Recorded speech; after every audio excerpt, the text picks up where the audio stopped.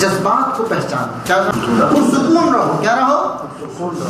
جب آدمی اختلافات جنم لیتے ہیں تو عموماً جذبات بے قابو ہو جاتے ہیں۔ جب بھی آپس کے فریقین میں اختلافات ہوتے ہیں تو جذبات کیا جاتے ہیں؟ نتیجہ بے قابو ہو جاتے ہیں۔ تو پہلا اصول یہ ہے کہ جذبات کو کیا رکھو؟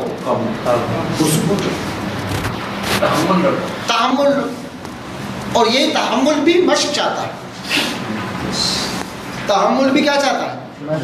اس لیے عبدالرحمن جوزی رحمۃ اللہ لکھا ہے کہ ہر بری خصلت جو ہے،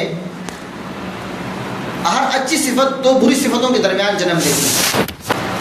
کس کا ہوتا ہے؟ تو اس لیے اپنے جذبات کو قابو میں رکھنے سوال پیدا ہوتا ہے، یار ہم تو فوراً بھڑک جاتے ہیں، کیا ہو جاتے ہیں؟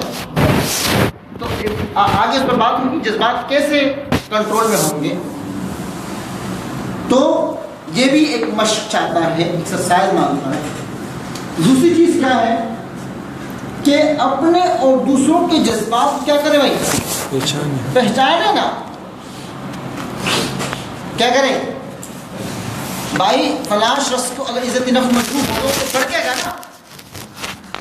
ہم اپنے جذبات کو تو اظہار کر لیتے ہیں، اس کے نتیجے میں سامنے والے کی کیفیت کیا بنتی ہے اس کے ہمیں پرواہ نہیں، تو اختلافات بڑھ جاتے ہیں۔ تو جب ہم اپنے جذبات اور دوسروں کے جذبات کو پہچان لیں گے تو ہم بہت اچھی طریقوں سے اختلاف کو کیا کر لیں گے؟ حل کر لیں گے۔ اس لیے بھی اختلافات زیادہ وہاں جنم لیتے ہیں کہ لوگ ایک دوسرے کے جذبات سے کھیلتے رہتے ہیں، کیا کرتے ہیں؟ کھیلتے رہتے ہیں، تو معاملات بگڑتے ہیں، حل نہیں ہوتے۔ اگر ہم ایک دوسرے کے احساسات اور جذبات کا ادراک کر لے، بھائی مجھے اس بات سے دکھ لگتا ہے کہ دیکھو بات یہ ہے کہ آپ سے ہماری محبت اپنی جگہ پر، لیکن آپ کے اس کام سے ہمیں دکھ لگتا ہے بس، تو آپ اس بات کا خیال رکھیں کہ ان کاموں سے اجتناب کریں جس سے مجھے دکھ لگتا ہے۔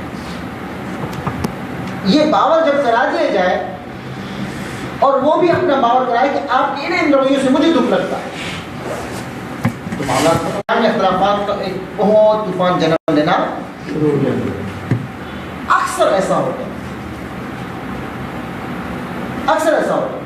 ابھی پچھلے دن کل نہیں پرسوں مجھے پاس اسلام سے فون آیا کہ یار میرے ایک چھوٹے بھائی ہیں، اللہ نے بہت نوازا ہے مال دولت سے، وہ چاہتے ہیں کہ میں ان کے ساتھ کام کروں، سرمایہ کاری وہ مجھے دینا چاہتے ہیں انویسٹر کے ذریعے سے، اور مجھے کہتے ہیں آپ کام کرو، لیکن اس مجھے مشورہ آپ سے کرنا تھا کہ مجھے ان کی باتیں بہت بری لگتی کہ آپ نے یہ کیوں لیا، ایسا کیوں لیا، کہاں سے لیا، کتنے کا لیا، کتنے میں بکا۔ مجھے ان باتوں سے چڑ ہے کیونکہ میں بڑا ہوں،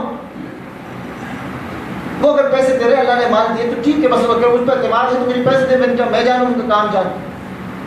تو اس لیے گزشتہ 3 سالوں سے میں مالی کرائسس میں ہوں، لیکن اپنے بھائی سے پیسے نہیں دے رہا جبکہ مجھے دے رہے۔ تو میں نے ان سے کہا